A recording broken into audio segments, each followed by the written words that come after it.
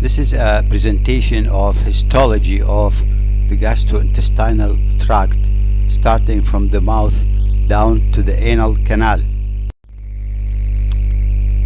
There is no substitute for books in the life of doctors.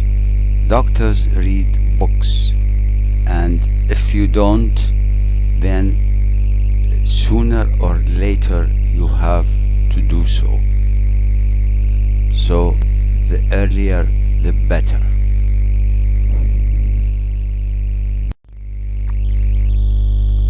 Because there is this worldwide quotation, safety is first, and in the life of doctors there is no substitute for books. Books are reliable, they have been revised, they are read and studied all over the world. If you are going to depend on summaries and depend on something written by somebody else, then it is hard to reach your target.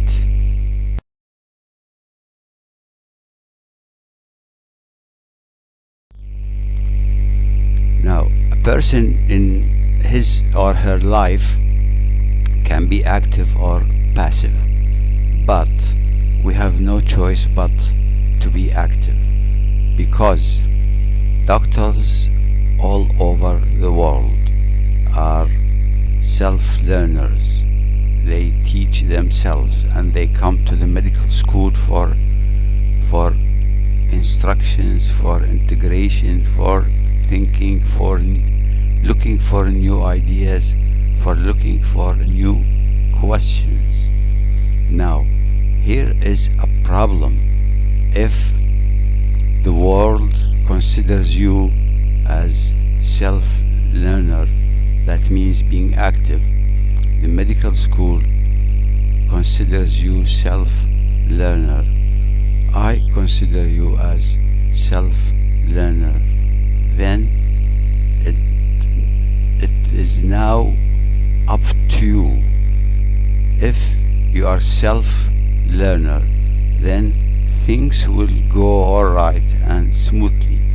If you are a passive learner, that means you don't read books, you come and look for knowledge through lectures and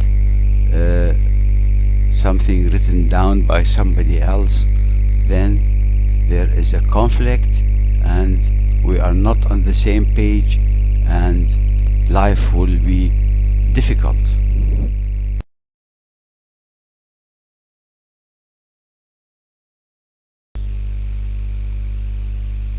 Always check your understanding. You check it through sharing, you check it through discussion, you check it between you and yourself. It is understanding what matters. Memorizing is useless. You cannot be a doctor on memorizing information. It needs understanding. And you may remember that Einstein said, any fool can know. The point is to understand.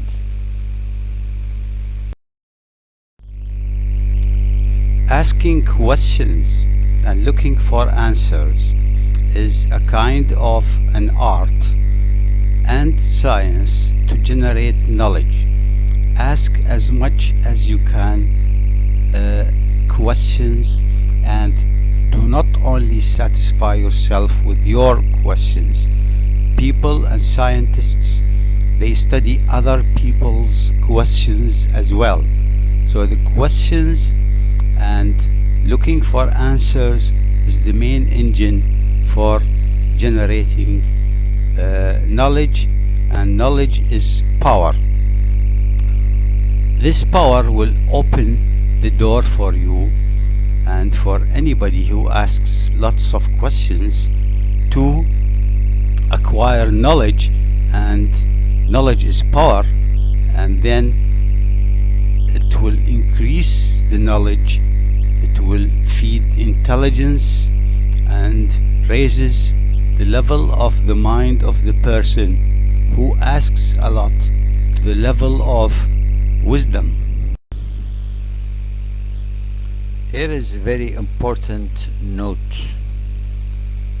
In order that you reach your goal, and that is acquiring enough knowledge to find the disease and beat it, you should do the following, because all doctors do. Ask questions, collect data from the answers, and think about them.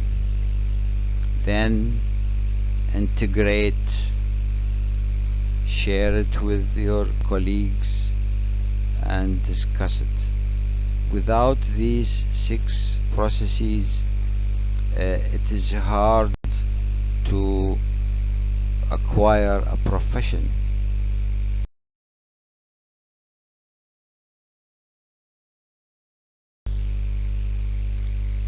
Let us ask ourselves a few questions about this drawing, and it demonstrates the layers of the tube of the gastrointestinal tract. This is the inside, it's the lumen. Then it is the mucosa with its 3 components. Don't miss that the mucosa is only the epithelium. The epithelium is one part of 3 components of the mucosa. Then we have the submucosa, which contains lots of blood vessels, lymphatics, and nerves. Then it is going to be the smooth muscle layers surrounding the tube, and it is in 2 layers, inner circular and outer longitudinal. And lastly, it is the serosa. Serosa is what? It is the visceral peritoneum. What is the peritoneum? Is a serous membrane.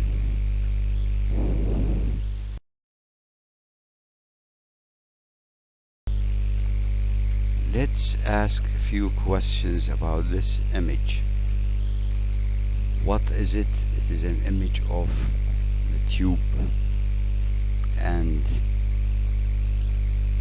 what is it showing? It's showing the different layers of the tube. First, the mucosa. The mucosa is the first tissue to meet the lumen. And what are the components of the mucosa? They are the epithelium.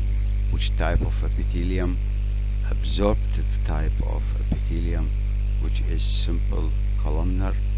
And then we have loose thin layer of areolar tissue called the lamina propria. And then we have a thin layer of muscle called muscularis mucosa. This muscularis mucosa is thin, and it acts only on the mucosa, and it is not part of the muscular layer of the tube. And then we have the submucosa. If you look at the submucosa, you can see that it has veins, arteries, and nerves. Is the blood supply of the gastrointestinal tract good? The answer, it is very good blood supply. Not only that, but it has very good lymphatic system, because the lymphatic system is going to absorb the large molecules, especially the fat. Then we go to the muscular layer, which is made of inner circular and outer longitudinal, and the outermost layer is the visceral peritoneum. What is the visceral peritoneum made of? It is a serous membrane, and any serous membrane is made of an epithelium, which is of which type? It is simple squamous, and developmentally it is called mesothelium, and a little bit of loose areolar tissue underneath this epithelium. Then the nerves supplying the tube is in form of what? It is in form of two plexuses, one between the muscles and one in the submucosa. Can we see glandular system in this tube? The answer is yes. Between the epithelial cells there are single cell endocrine glands plus openings of ducts of the major glands of the gastrointestinal system.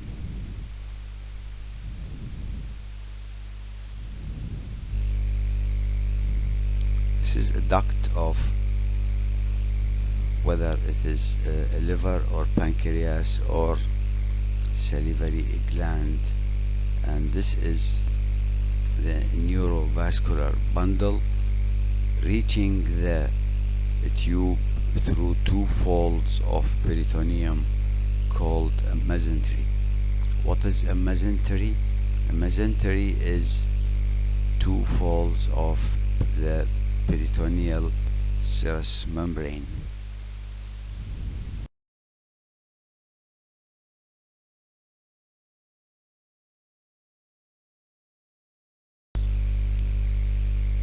Let's ask ourselves few questions about this diagram of what it is of the tube making the gastrointestinal tract. First of all, we have the lumen. Then next to the lumen, of course, it is going to be the mucosa. The mucosa, as we have learned, it is made of an epithelium.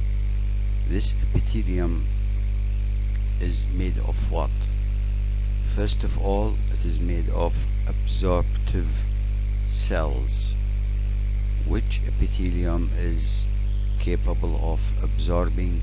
It is the columnar epithelium, simple columnar epithelium.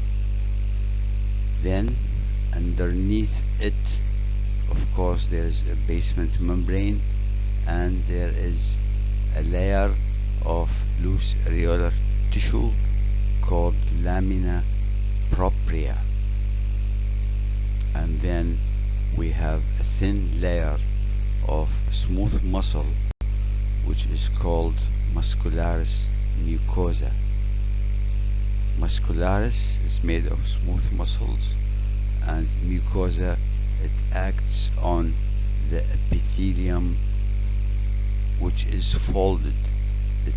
When it contracts, it increases the folds, and when it relaxes, it lowers the folds.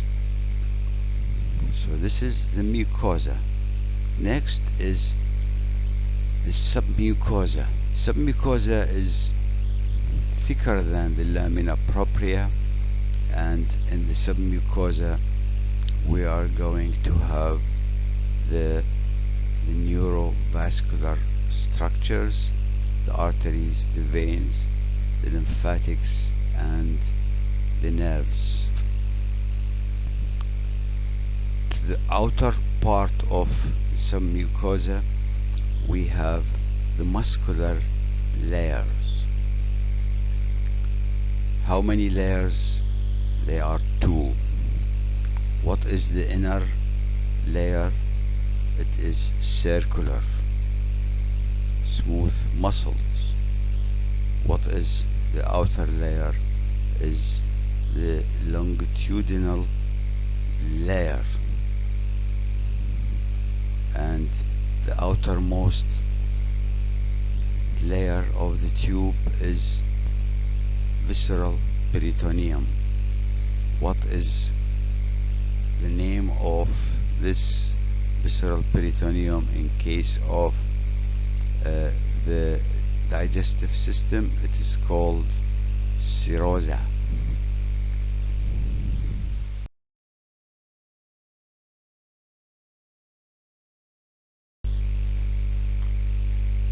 What is this image going to add to my information? Let us see. The arrow is pointing at circular folds of the mucosa. When we say circular folds, that means there are elevations and depressions between elevations, and if we look into this histological section, we can see that there are two circles. Inside each circle there is an elevation of the mucosa into the lumen.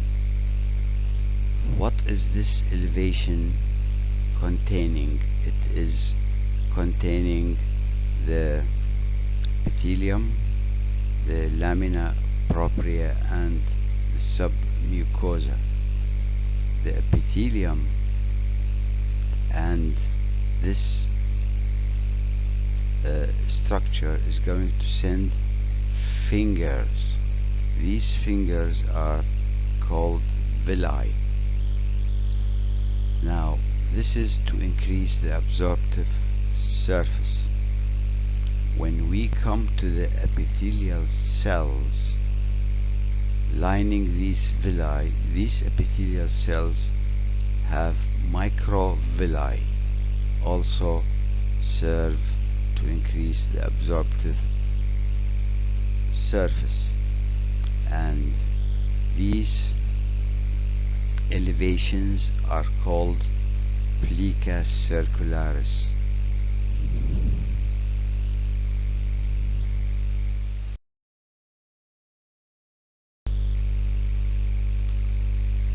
Time to write notes. Writing notes will confirm our information and tells us how much we know and how much we are missing. If we follow the center of this mind map and we go through the green idea, it says it's the mucosa. And what is the mucosa? The mucosa is the innermost layer. Then the green line is going to divide into three ideas: the epithelium, lamina propria, and muscularis mucosa. What about the epithelium? The epithelium is made of for example, in the mouth it is made of non-keratinized stratified squamous epithelium, and this type of epithelium is present in the mouth, pharynx, esophagus, and lower down in the anal canal.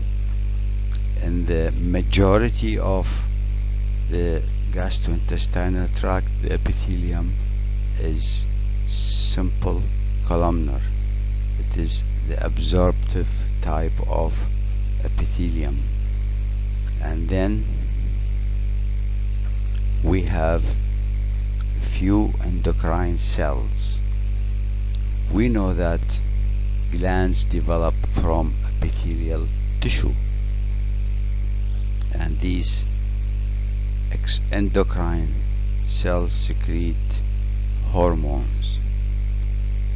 After the epithelium and deep to it is the lamina propria.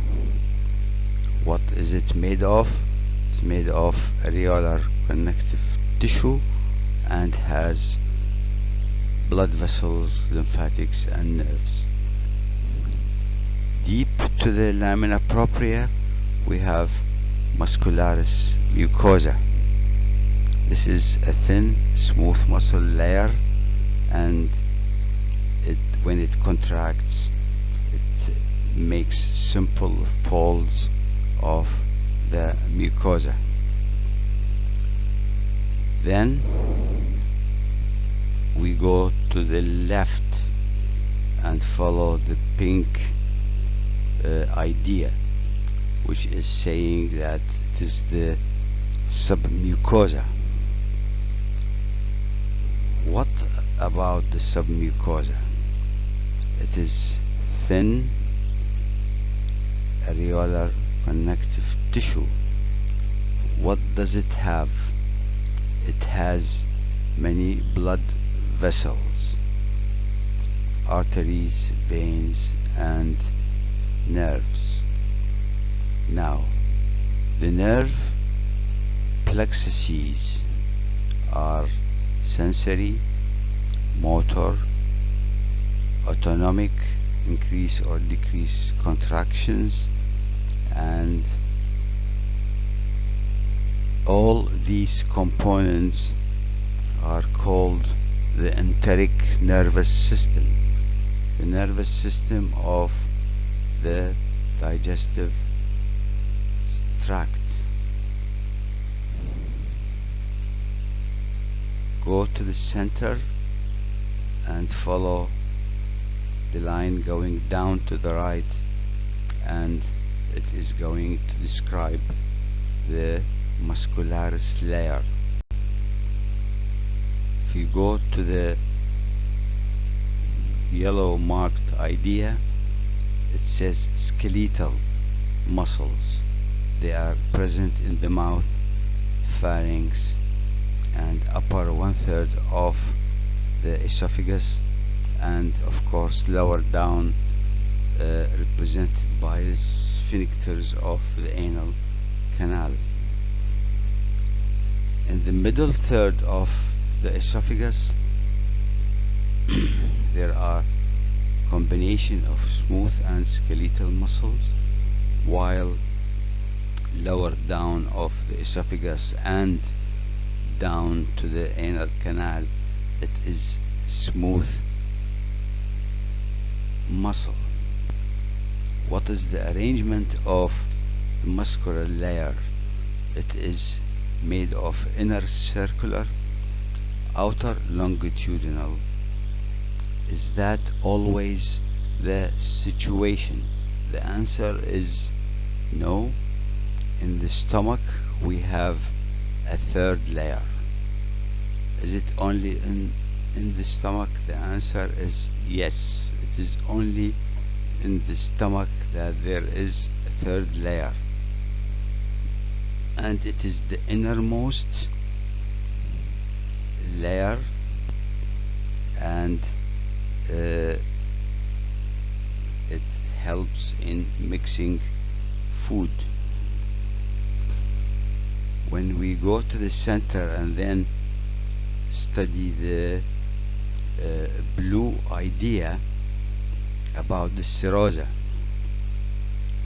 we know lots of these informations about the serous cavities, the serous membrane, and what is visceral and what is parietal. But there is a special arrangement in the serous membrane of the abdominal organs, and this arrangement is what is called the mesentery. When a part of the tube invaginates the parietal peritoneum and it gets inside, deep inside the abdominal cavity, but not inside the peritoneal cavity, it takes with it two layers of peritoneum, and this two-layer structure is called a mesentery.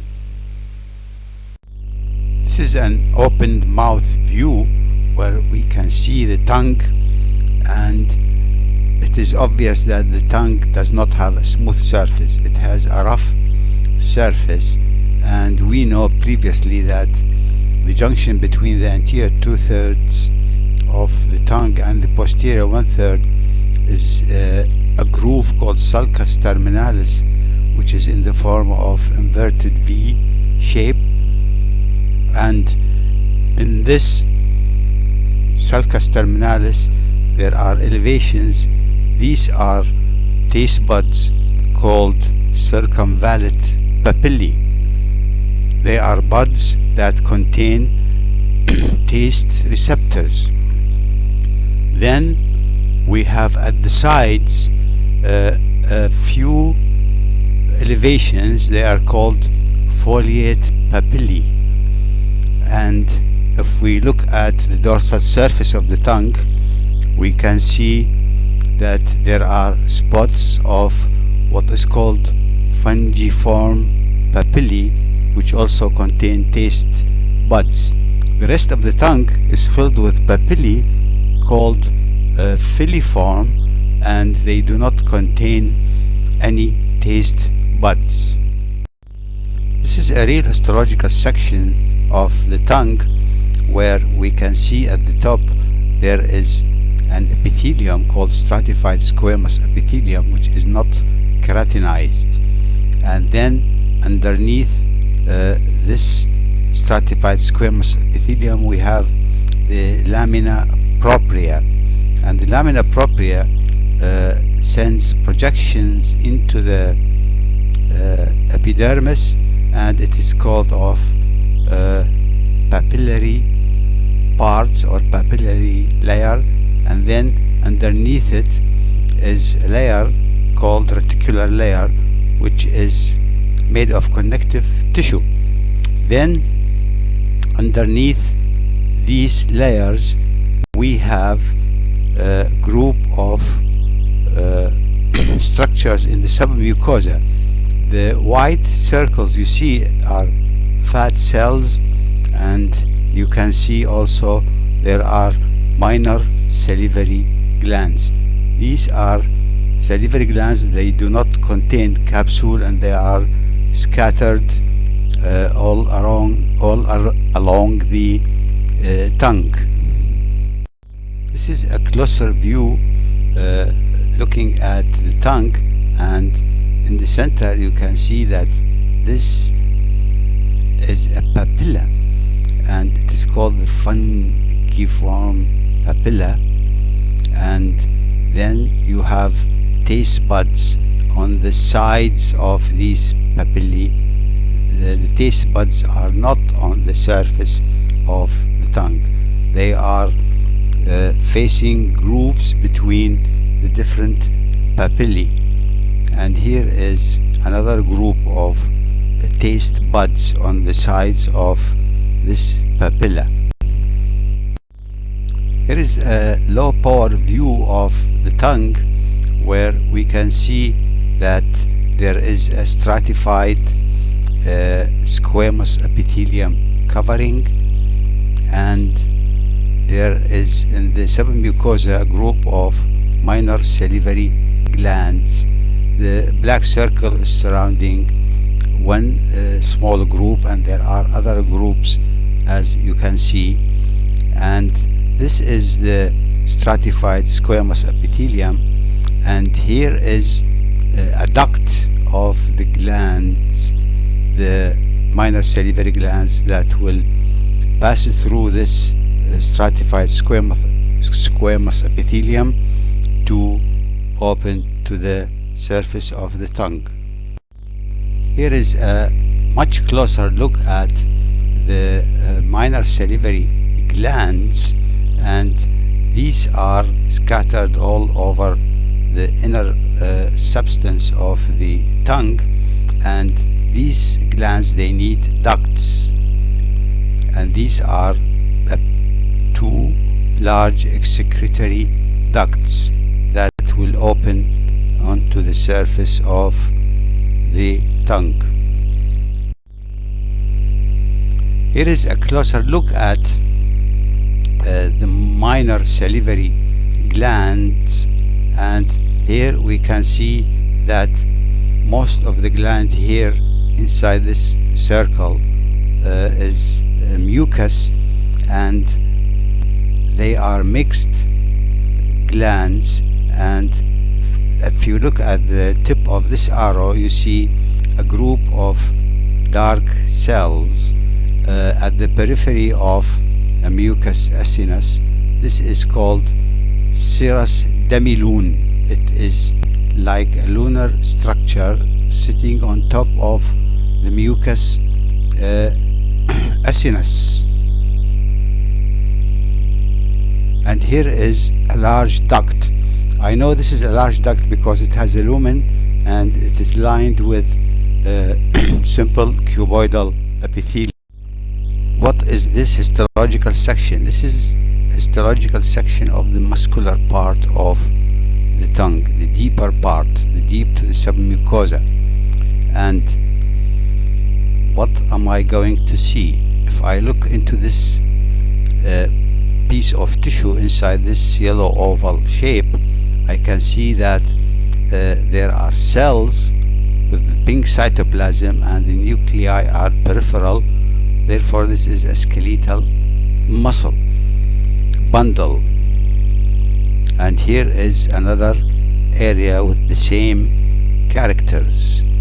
If I look into this blue circle, I can see that these muscles are cut into a longitudinal section, and they are long cells, and the nuclei are peripheral.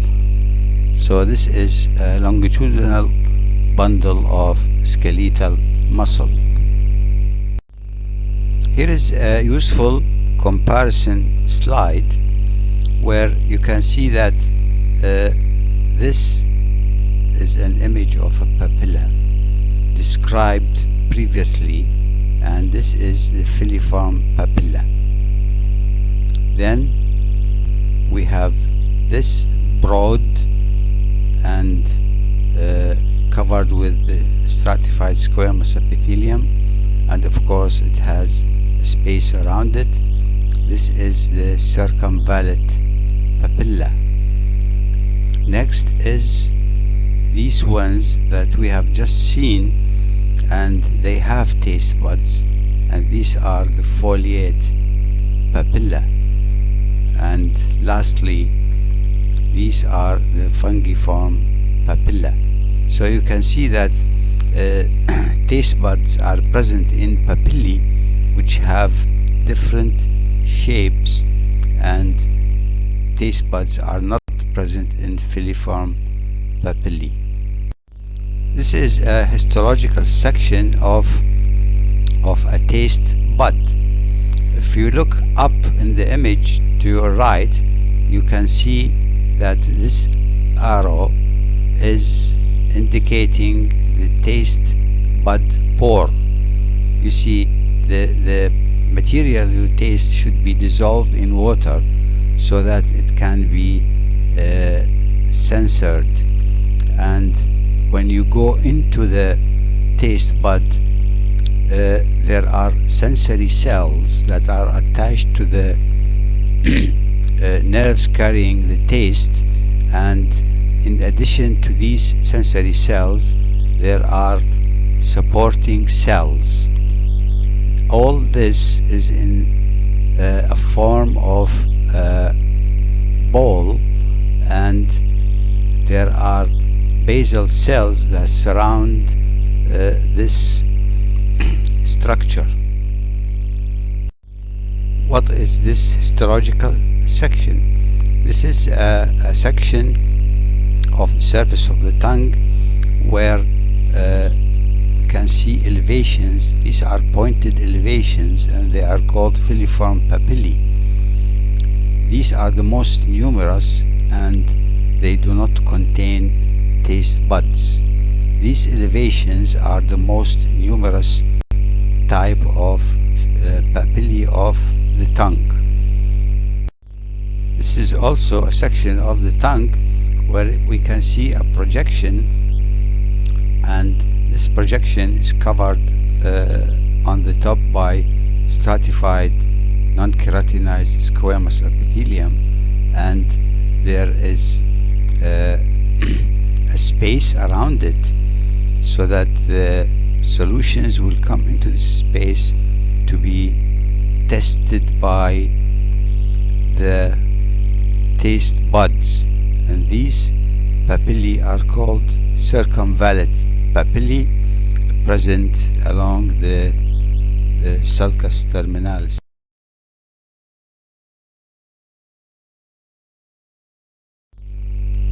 This is a scanning electron microscope. The scanning electron microscope is an equipment that takes a photograph of the surface of a structure. It does not deal with sections, it deals with surfaces. And the computer has colored these structures, otherwise they appear black and white. And there are 3 round areas in different places. These are the fungiform papillae, and the tiny papillae which are pointed, filling all the background, these are the filiform papillae.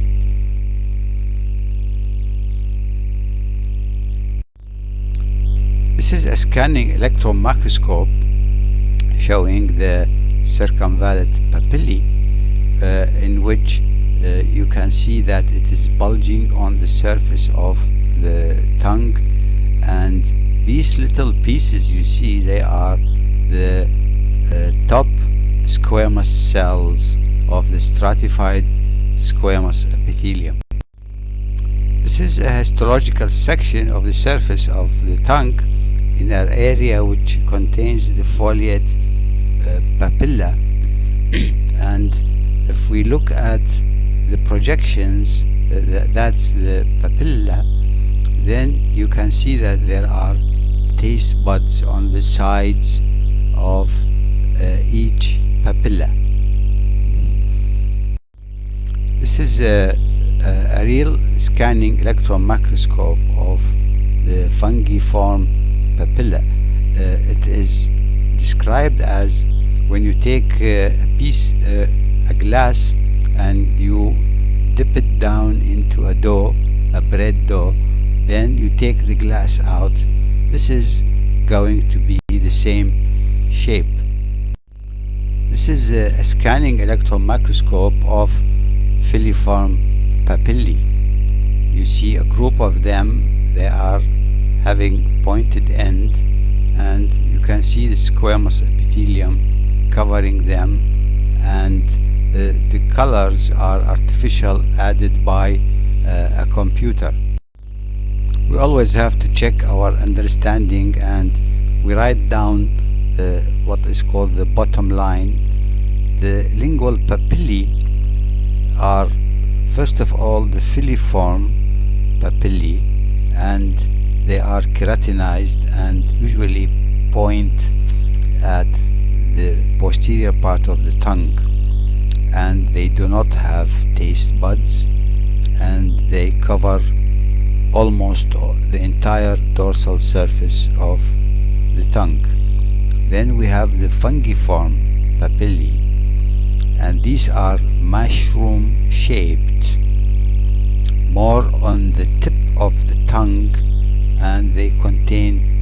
taste buds on the apical surface, not on the sides. They have taste buds on the apical surface, and this star shows that there are taste buds in the fungiform.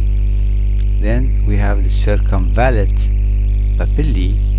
They are round, dome-shaped, and they are in sulcus terminalis of the tongue, and there are 8 to 12 of them, and they are surrounded by a moat-like groove, and they have taste buds, and the serous salivary glands are called the von Ebner serous salivary gland, and they have taste buds. Then we have the foliate. The foliate buds are few. They are on the sides of the tongue, especially the lateral ridges of the tongue, and the taste buds are in grooves. And the von Ebner serous lingual glands are also present here. As you can see, there are 4 types of lingual papillae.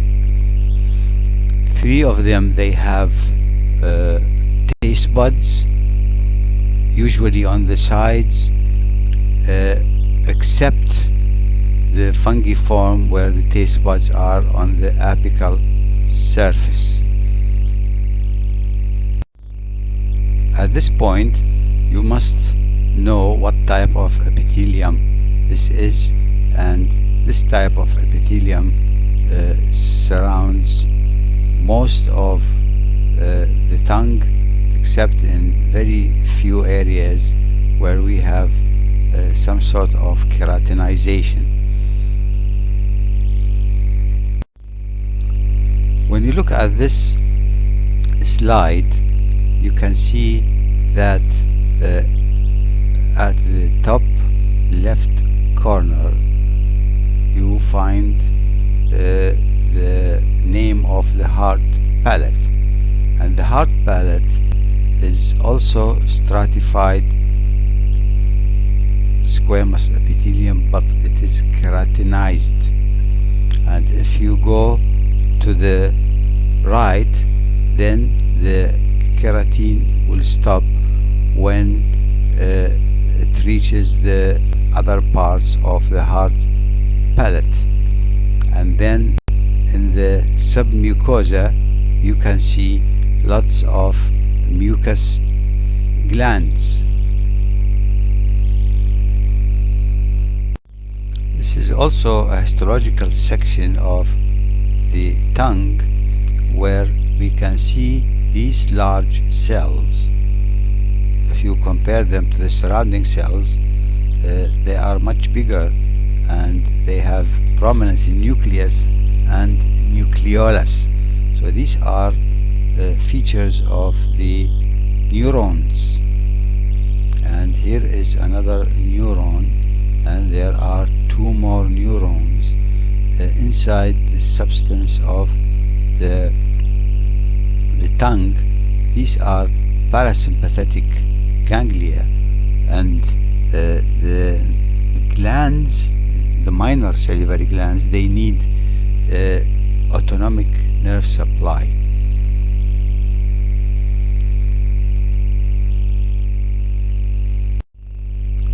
This is a histological section of the tongue. We have seen this slide previously, and this is taken from the buccal area. You know that the buccal mucosa makes the lateral wall of the mouth, and this is the stratified non-keratinized squamous epithelium. And you can see here is the papillary layer, and then the reticular layer of the submucosa, and here we can see some fat cells within the substance of the tongue, and this arrow is pointing at minor salivary gland, and there are several of them in this section. This slide can be easily recognized as that of stratified squamous epithelium, and in this slide this is representing what is called masticatory mucosa, like the mucosa covering the gums.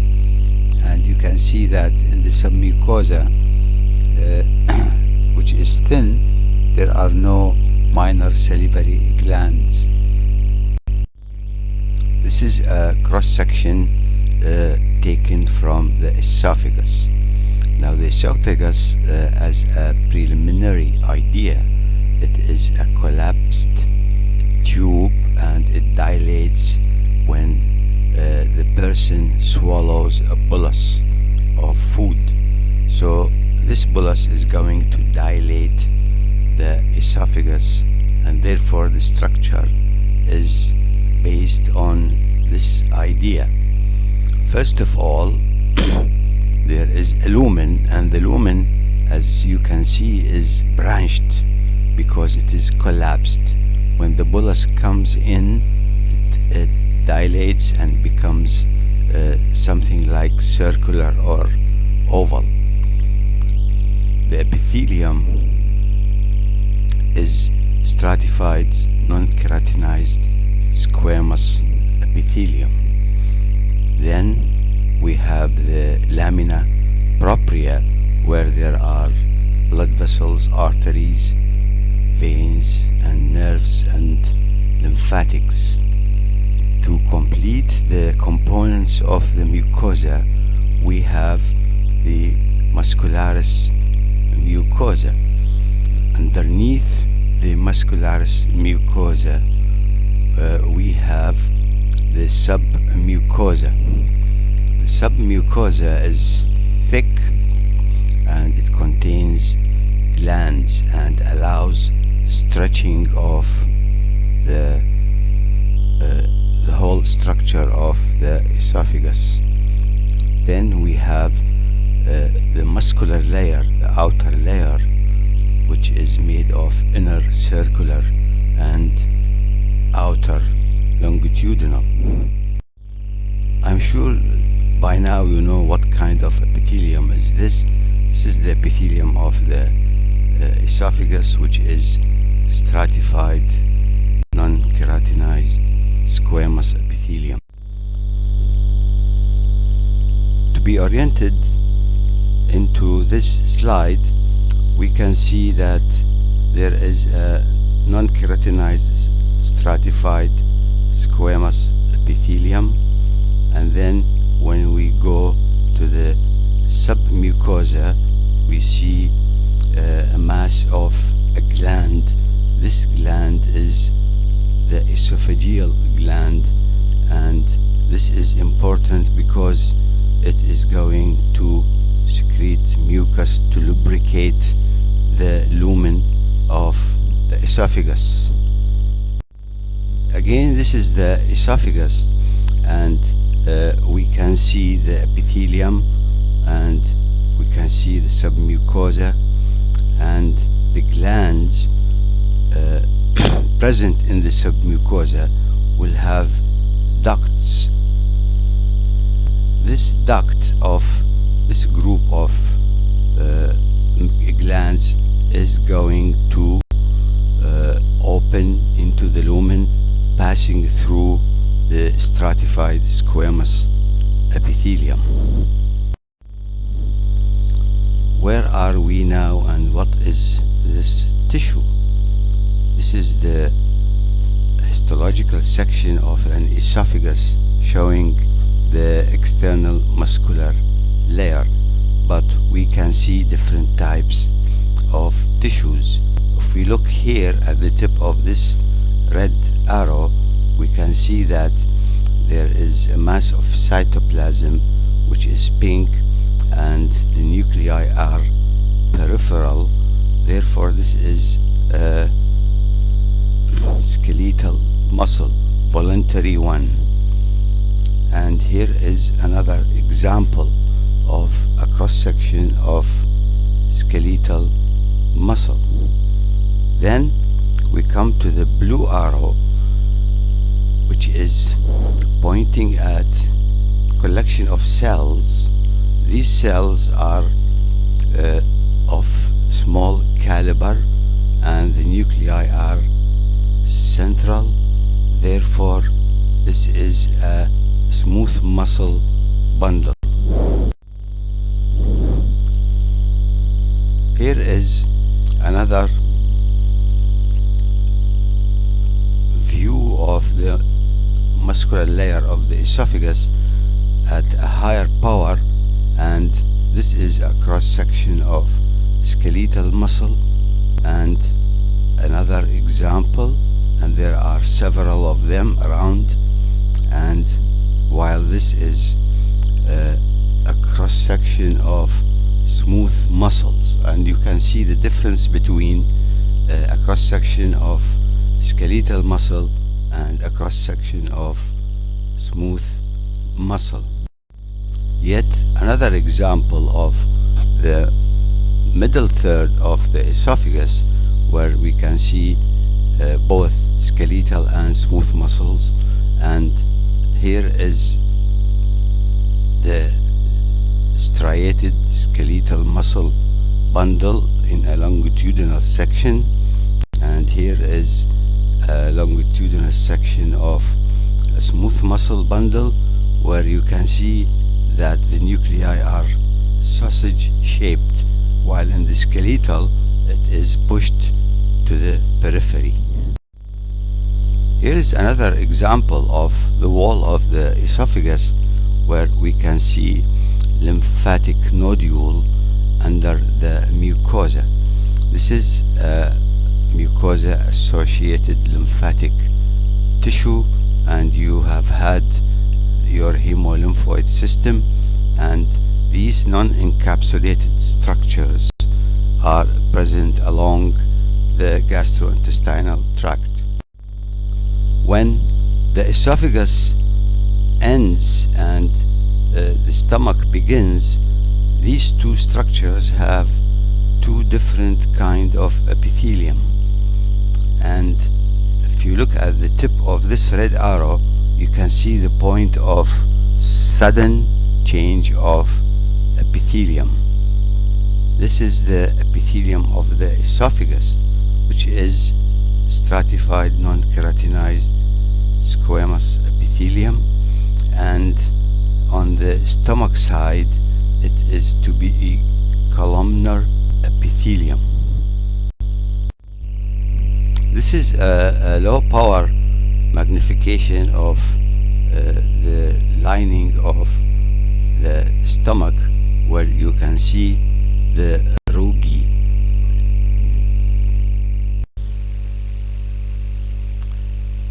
What is this? Here's a diagram of the wall of the stomach, where you can see the mucosa, which is made of an epithelium, lamina propria and muscularis mucosa. The glands of the stomach make the mucosa of the stomach the thickest part of the gastrointestinal tract. Then we have this layer, which is full of arteries, veins, lymphatics and nerves. This is the submucosa, and then we have the innermost layer of the three layers of the stomach, which is the innermost oblique, then the inner circular and outer longitudinal, and the last outermost layer is the serosa, the epithelium plus the subserosal connective tissue.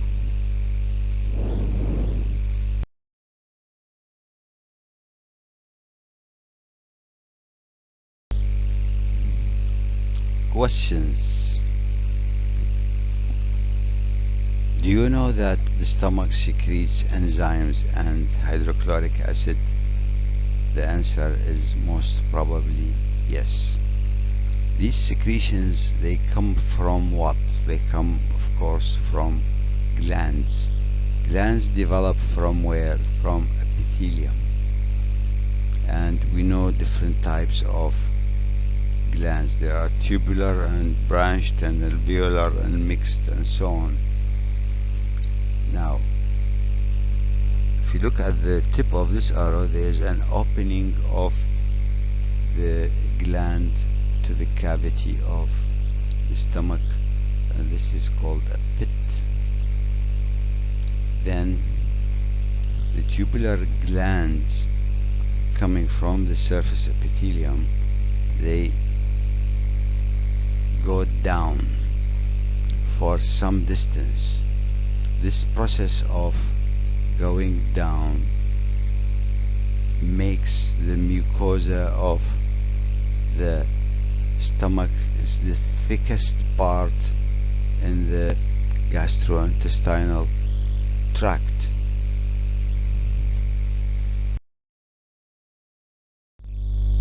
One of the functions of the stomach is to secrete enzymes and hydrochloric acids, and the secretion is going to be by means of glands, and you know that glands are derived from the epithelium.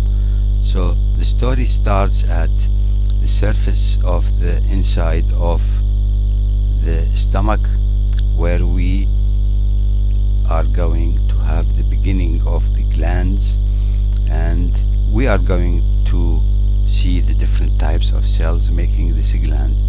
But there is a hole or a pit, and the gland extends deeper, and they are long glands, and then they reach the bottom of the gland. This is simple tubular gland, and you may see that the components at the bottom of the gland is different from the cells in the middle, and even different cells at the neck of this gland.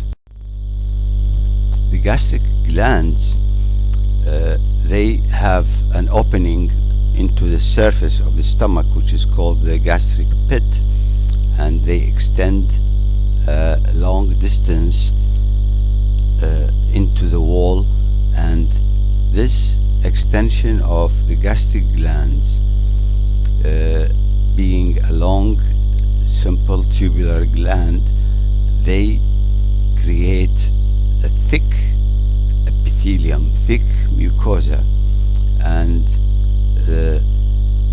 this is why you can find the thickest mucosa is present in the stomach.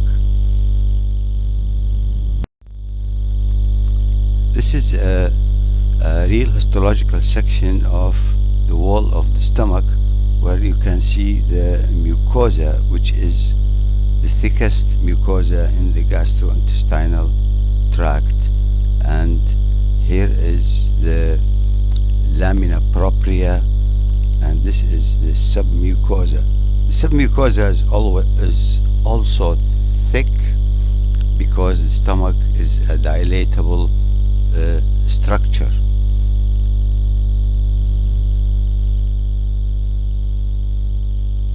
In this area, because of the orientation of the mucosa, you can see cross sections of the glands, and in other areas you see a longitudinal section of the glands.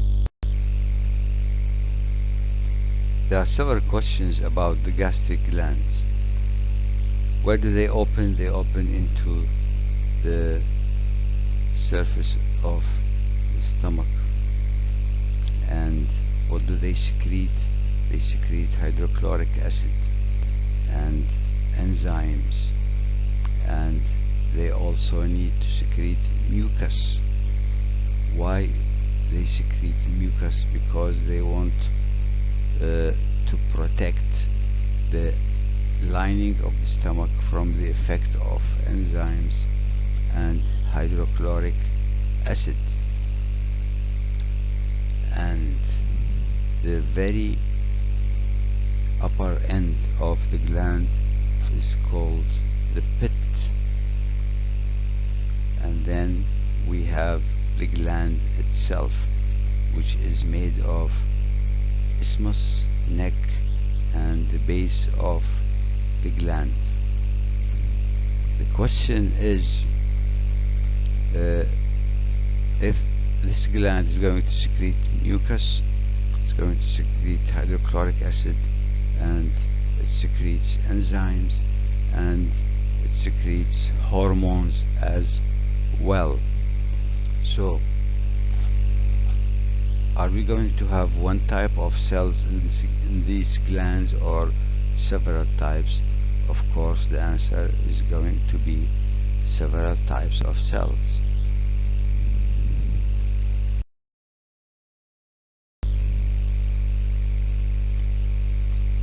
Here's an area of very important questions, where we can see the green cells forming the pit and the neck of the gastric glands, and these are mucus secreting glands.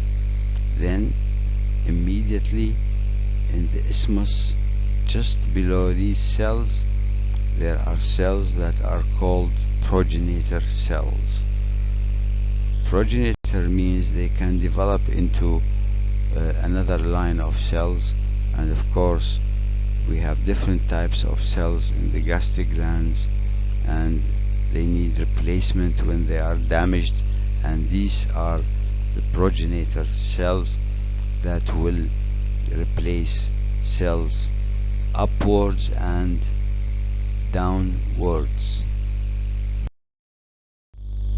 This is a scanning electron microscope of the lining of the stomach, where you can see these pits are the gastric pits, where the glands open, and the little cells are the columnar tips of the columnar cells, making the lining of the stomach.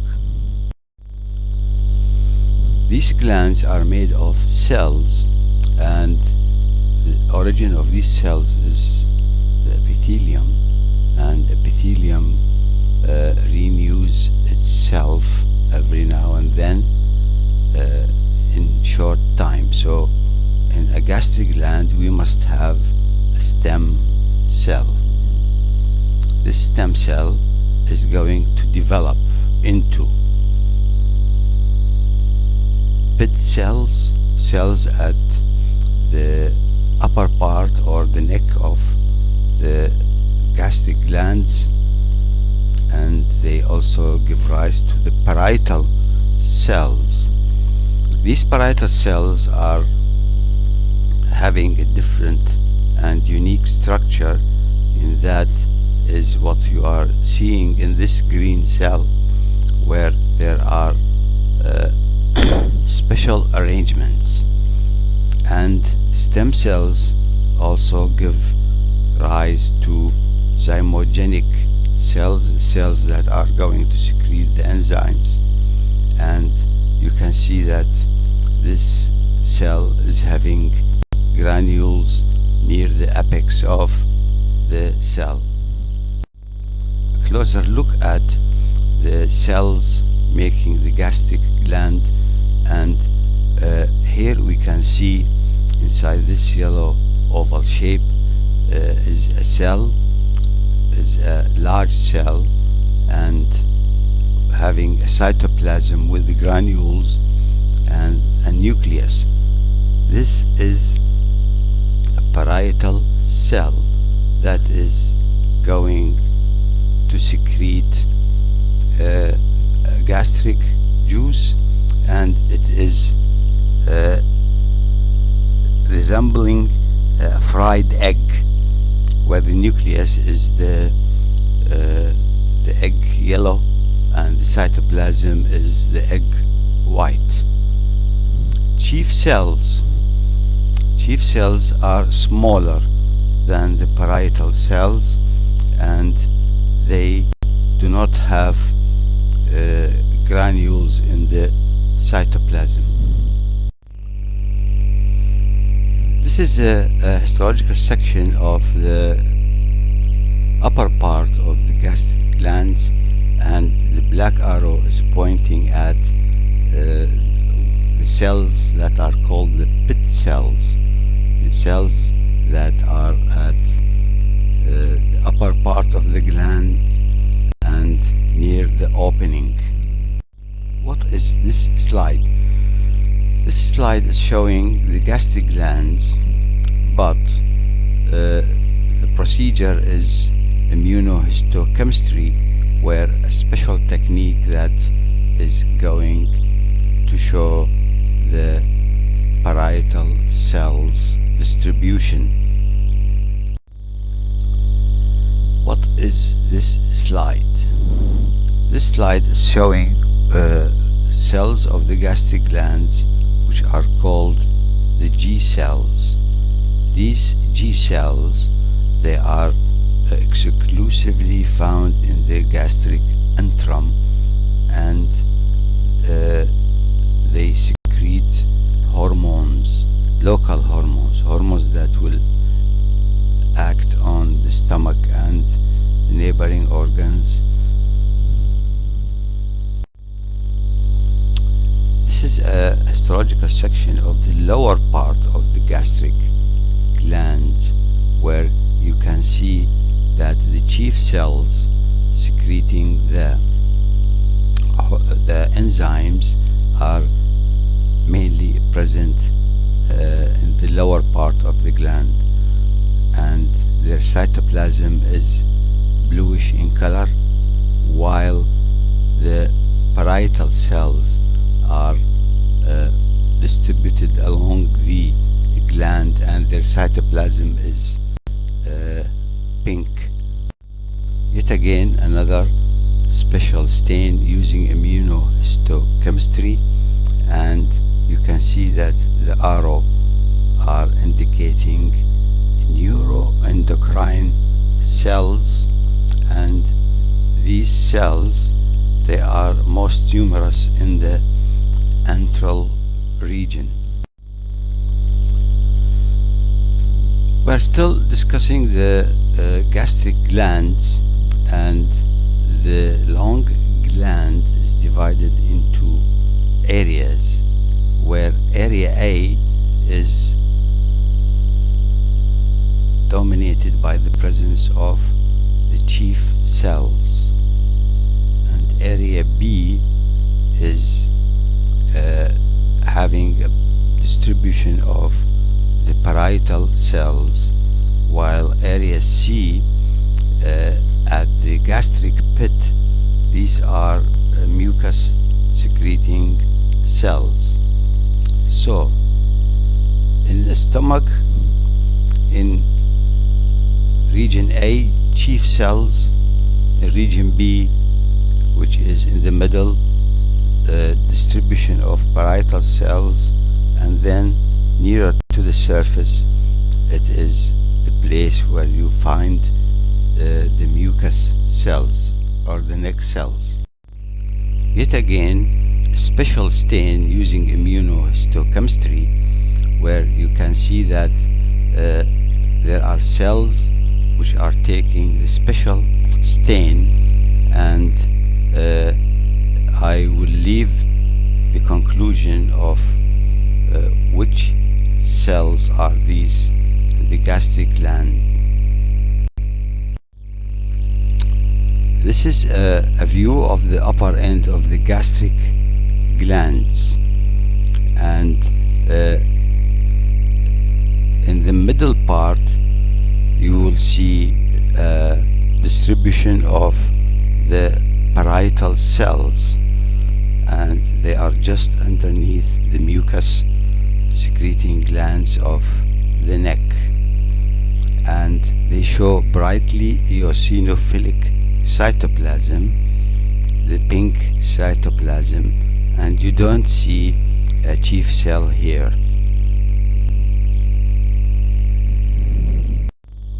Let us see what we can find out in this slide of the gastric glands. Here's a cell with eosinophilic pink cytoplasm and a nucleus. It looks like a fried egg. And here is another one, and here is another one. These are parietal cells. They are large cells, rounded, and they look like fried eggs. While in this green circle we can see a different cell. The cytoplasm is basophilic, and this is a chief cell. They have characteristics of active protein secreting cells. Like what? Like having granules, like having endoplasmic reticulum. After collecting data, we need to sit down and write the bottom line of this subject. We are looking at the parietal cells. Look at the shape, appearance of the nucleus, how do they stain, and they have this special character, is that they have intracellular canaliculi, which is a very unique feature, and they have microvilli, and they secrete the hydrochloric acid and the intrinsic factor.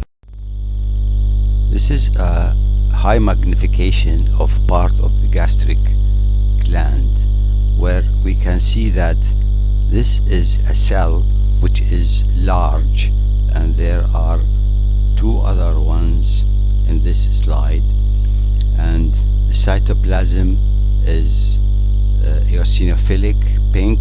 The cell is large, the nucleus is almost central, and it fits the shape of a fried egg. Immediately on its side there is another cell. The cell is smaller, and we can see that the cytoplasm is basophilic, and it has granules, and therefore this is a protein secreting cell, and this is the chief cell. After collecting the information about the chief cells and the parietal cells, now let us see at a lower power can we recognize these cells. These are two cells in the shape of fried egg, pink cytoplasm, large ones, so that this is a parietal cell.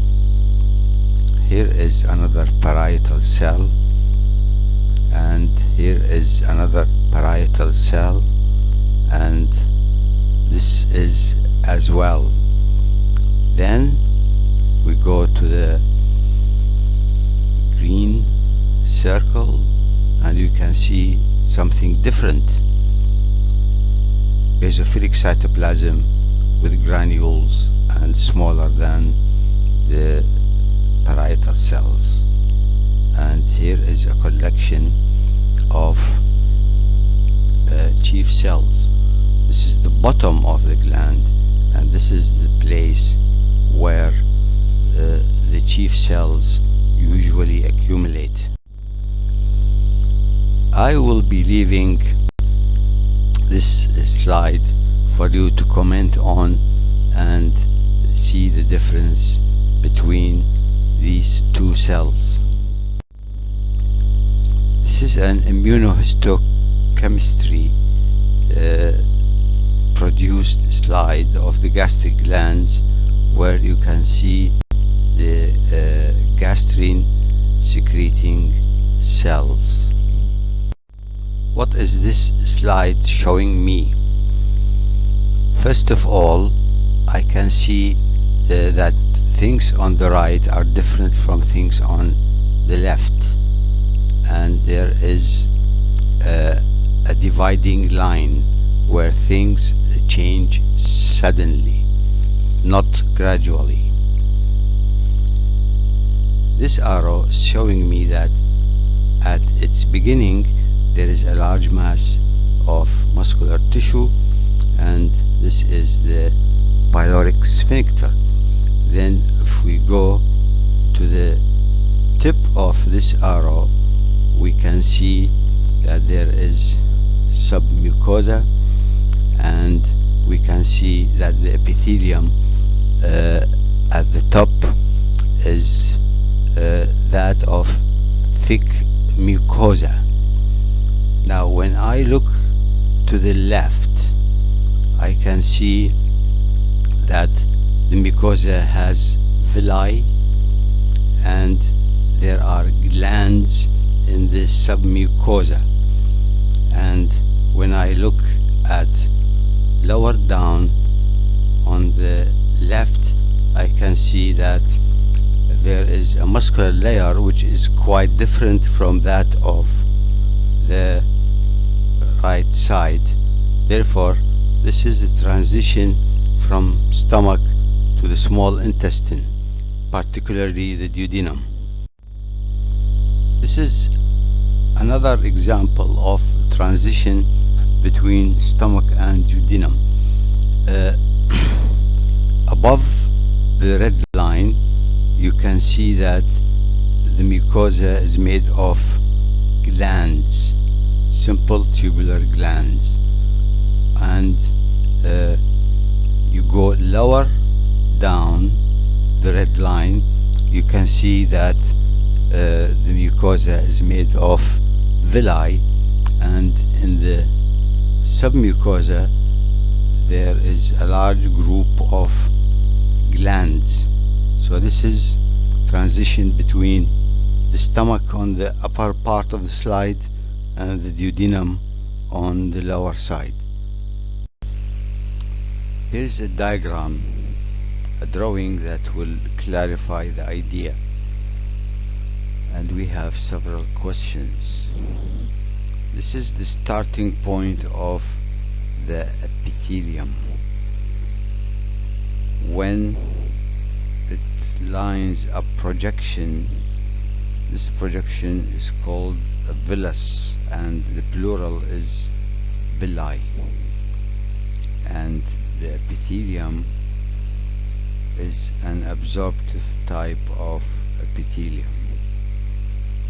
Then, as it comes down from a villus, it dips down into the lamina propria, and this is a simple tubular gland. This is a simple tubular gland that is called crypt of Leverkuhn.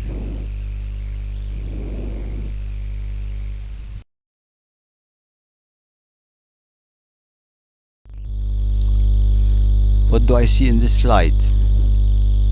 I can see the villi, and I can see at the bottom between the villi of the mucosa, I can see the crypts. These are simple tubular glands called crypts of Leverkuhn. And then we have the muscularis mucosa, and then we have in the submucosa Brunner's gland. They are very specific for the duodenum, and they secrete a substance that will neutralize the acidity of the gastric contents. When these acid contents all of a sudden released from the stomach into the duodenum, and the mucosa of the duodenum is not prepared to take this acidity, so it is going to neutralize it. Once the duodenum starts The duodenum is an absorptive organ, and therefore we need structures that will increase the absorptive surface, and these are villi. As you can see on your right, there are long projections. These are villi, and of course they are lined with absorptive epithelium, simple columnar ones with microvilli to further increase the absorptive surface. And at the bottom of the villi there are glands, because the duodenum also secretes enzymes and few hormones. Then we have a problem. The problem is the acidity of the stomach. The stomach contains hydrochloric acid, which is mixed with food, digested food, and it is acidic, and it immediately enters the duodenum, bringing its acidity. Therefore, this acidity should be neutralized. How is the duodenum going to neutralize this acidity? By adding mucus and bicarbonate. Where are these two elements produced? They are produced by glands. Where are these glands? They are in the submucosa of the duodenum. And what are they called? They are called Brunner's glands. As you can see between the interrupted green lines, that this area of submucosa has lots of circles. These circles are acini of mucus secreting cells.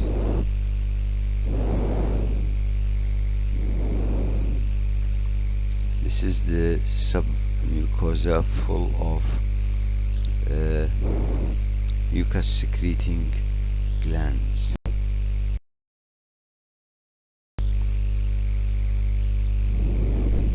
We have a problem. We need to increase the absorptive surface so that we can absorb as much as we can of the digested food. So what do?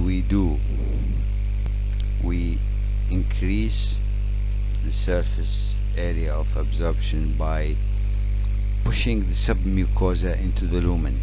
When we do that, we are pushing villi, microvilli into the lumen, and we have more villi and more absorptive surface. This is called the plica circularis. Now, the villi are finger-like projections that have a core of connective tissue containing blood vessels and lymphatics, and we will see in the next slide what kind of information is going to tell us.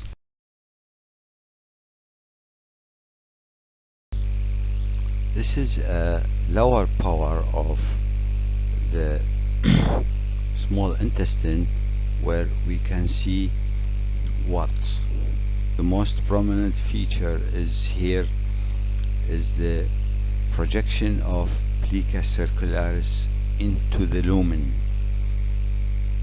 The center of plica circularis is made of what? It is made of submucosa. What is the surface of plica circularis made of? It is made of villi. What are the cells of villi? They are absorptive epithelial cells. What type of cells? It is simple columnar. What do they have on their luminous surface? They have microvilli. Why do we have microvilli? To further increase the absorptive surface.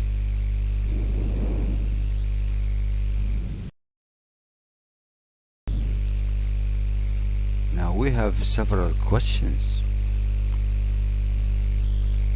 We need to increase the absorptive surface by villi, but the function of the duodenum and jejunum is not only absorption, it is also secretion of digestive enzymes and other materials.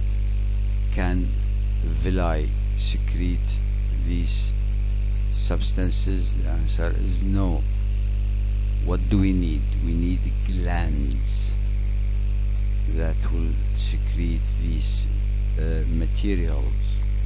Where are these glands? They are at the bottom of the villi, and they are in the form of depressions, simple tubular.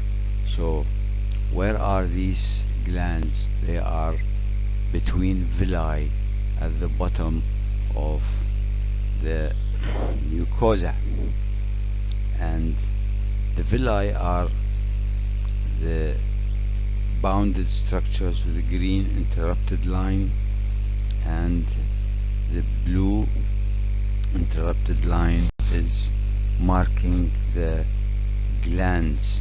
So we have the sequence of glands,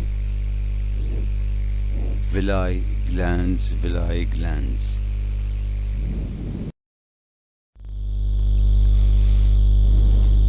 Small intestine mucosa is mostly made of villi protruding into the lumen, and at the bottom of the villi they form crypts of Libercoon. These are glands. This is another example of small intestine villi, and you can go through it and see the different components of this villus. Villi of the small intestine in general, they usually have goblet cells that is going to secrete mucus into the lumen, and they have simple columnar absorptive cells, and in the center of villi there are arteries, veins, and lymphatics. Lymphatics are very important here because they take the large molecules of fatty material. Lymphatics inside the villi are very important because fatty materials are having large molecules and they cannot get into the veins, therefore they are picked by lymphatics, and lymphatics here are called lacteals.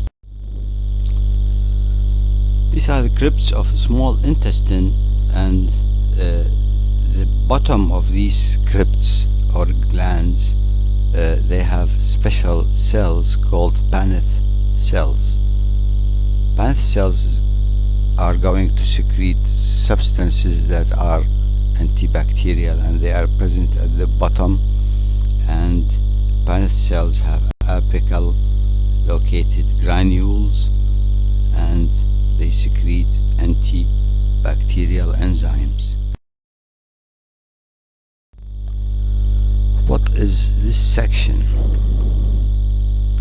It is a section showing enterochromaffin cells of the small intestine, and they are located in the crypts between intestinal villi.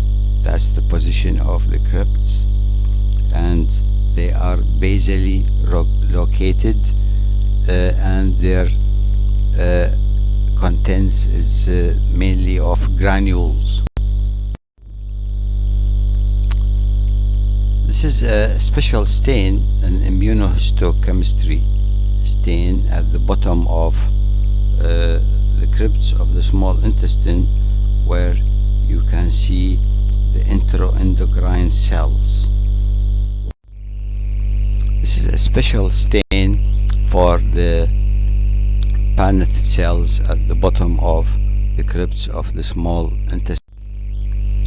Small intestine glands or crypts, they have their own set of cells. Here is a cell which is the APUD cell. This is going to have its specific function into this gland.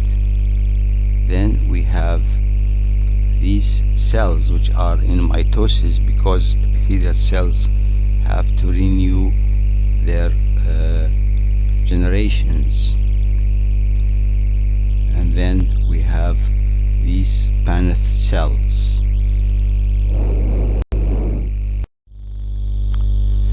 This is a diagram of the basal part of the crypts of the small intestine, where you can see the upper cells. The blue cells are the enterocytes, the cells making the crypts of Leverkuhn, and then when you go at the bottom you see the green cells, and the green cells are the stem cells. They are the source of renewal of all cells. And at the bottom, of course, you see the Paneth cells with the red granules. This is a scanning electron microscope of the villi of the small intestine. Let's see what we can find out in this slide. Which part of the gastrointestinal tract is this? This is the duodenum, because if we look under the muscularis mucosa, you find Brunner's gland. So this is the duodenum. What is this epithelium? This is the large intestine. No villi, only glands made of goblet cells. What is this epithelium? This is the stomach, because I can see that the top part is made of columnar epithelium, neck cells, and then I can see straight glands going down. Therefore this is the stomach. And what is this epithelium? This is an epithelium of the jejunum. Why is this is the jejunum? Because of the very long villi. This is a very useful comparison between the epithelium and the mucosa of the different parts of the gastrointestinal tract. Let us try and describe answers for several questions. What are these projections? They are plica circularis. What is the center of plica circularis? It is the submucosa. And what are the arms coming from the plica circularis? They are the villi. What is the center of a villus? It is loose connective tissue containing arteries, veins, and lymphatics and nerves. The jejunum is the place of maximum absorption, and it needs specific structure to do this maximum absorption, and that is longer villi and plica circularis. And you know what is plica circularis? Here is a special cell in the intestine which is called the M cell. The M cell is a special cell where lymphocytes go into the vacuoles into the cell, and they start receiving antigens, and they start, that's the lymphocytes, to produce immune response. These are called M cells. If we look into this slide, and within the epithelium covering the Peyer's patches, you can see that here is a cell. If you look down, you see the nucleus of this cell, which is large one, and then when you go up, you can see that there's a space that contains several nuclei of lymphocytes. So these lymphocytes, they come and invaginate, or they live in this vacuole of this cell, and they are going to deal with antigen. And here is another M cell. This is the general plan of what M cell can do.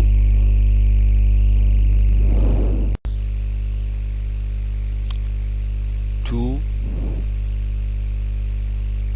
images showing the inside of the jejunum and the ileum, and we have several questions about that.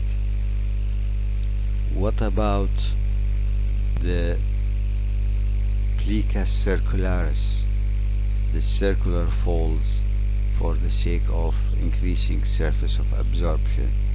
It is very prominent in the jejunum and less prominent in the ileum.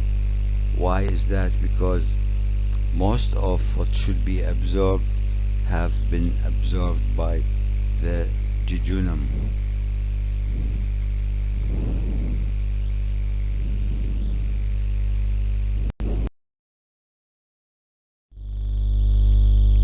Parent cells, they have lots of granules as they are going to secrete their materials in the form of vesicles containing these substances. To increase the surface of absorption, the original arrangement of having villi is and microvilli is this arrangement is not good enough, or therefore the intestine is going to send folds, circular folds into the lumen, and these folds are called the plica circularis. As the jejunum is the maximum place for absorption, therefore it is going to have longer villi, many microvilli, and higher plica circularis. This is a histological section of the large intestine, because we can see that all the crypts are made of goblet cells, and we go down to the lower left, and we look into the area between these two brackets, and we can see these are neurons, and they are making the submucosal plexus. The gastrointestinal tract has two sets of nerve plexuses. One is submucosal and one between the muscular layer. Now, because here we find neurons, that means these are parasympathetic, because the parasympathetic post-ganglionic is usually present near the target organ. The sympathetics, they come from the sympathetic trunk. They don't have neurons in the organ.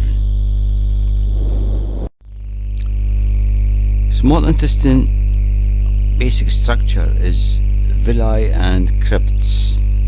Here is an example of very long villi. Therefore, this is the place where absorption is at its maximum. Therefore, this is a cross section of the GIT. What is this structure? It's part of the gastrointestinal tract, and it is the ileum. Why is this the ileum? The ileum has shorter plica circularis, shorter villi, and many mucosa associated lymphoid tissue. The circles you see under the epithelium. This is mucosa associated lymphoid tissue in the form of lymph nodules that are not encapsulated, and they are present along the gastrointestinal tract, especially in the ileum. And here, if you go to your right, you see the villi of the ileum. This is a section of the gastrointestinal tract where we can see these purple bowling balls to your left under the mucosa. These are mucosa associated lymphoid tissue, and therefore this is a section in the ileum.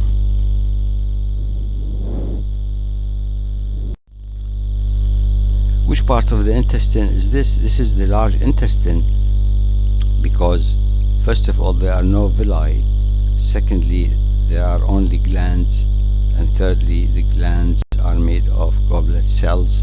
So this is a large intestine. What is this slide showing me? It is showing me that the epithelium is going to form crypts, glands, and there are no villi, and the cells making these glands are almost 99% goblet cells. So this is a typical appearance of mucosa of the large intestine.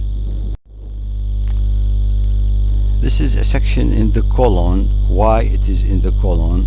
Because the crypts or the glands are made of goblet cells and there are no villi. This is a closer look at the glands or the crypts of the large intestine made by goblet cells. What is this image showing me? It is showing me that there is a transition between the colon. The last part of the colon is the rectum, and it shows me the change of epithelium from the rectum into the anal canal. Above this label, you can see that the mucosa is made of crypts full of goblet cells, and lower down you can find that the epithelium is stratified squamous epithelium. So this is the junction between the rectum and the anal canal. This is a cross section of the duodenum. Why it is the duodenum? Because if you look at the top right corner, you see glands in the submucosa, and then when you go down towards the left, you see the muscular layer made of inner circular and outer longitudinal, and between these two layers of the muscle you have neurons. These are neurons making the Orbach plexus, the second plexus present. The first was submucosal, and the submucosal is called myenteric This is a closer look at the neurons making the Auerbach's plexus between the muscular layer. What is this slide showing me? It is showing me that this is the colon because of the mucosa, and then if we look at the outer longitudinal muscular layer, it is arranged in a band called tinea coli, and the rest of the large intestine is having only 3 of these tinea coli. What is this tissue? This is an appendix, because first of all the epithelium or the mucosa is like that of the large intestine, but the appendix has lots of Peyer's patches. What is this image telling me? It is telling me that, look, inside this red oval shape, the mucosa above is that of large intestine, and the mucosa below is stratified squamous epithelium that is of the anal canal. This is another example of the sudden change of the mucosa between the large intestine, the rectal part, and the anal part on your left. All of a sudden, the crypts, the glands of the large intestine, they stop, and the stratified squamous epithelium begins. Here is a more clear area of transition between the rectum and the anal canal. Now it's about time that you comment on this slide, and this slide as well is left for your comments. This is the appendix. Why this is the appendix? First of all, because the appendix is a narrow structure. You can see the whole section of the appendix in one slide, and you can see there's a lumen there. The mucosa is that of the large intestine with glands, and there are plenty of the mucosa associated lymphoid tissue that is Peyer's patches. This is the appendix. The whole section is appearing in one slide. There is a lumen. The mucosa is that of glands made of goblet cells, and there are many Peyer's patches. This is another view of the appendix, and you are left to comment on.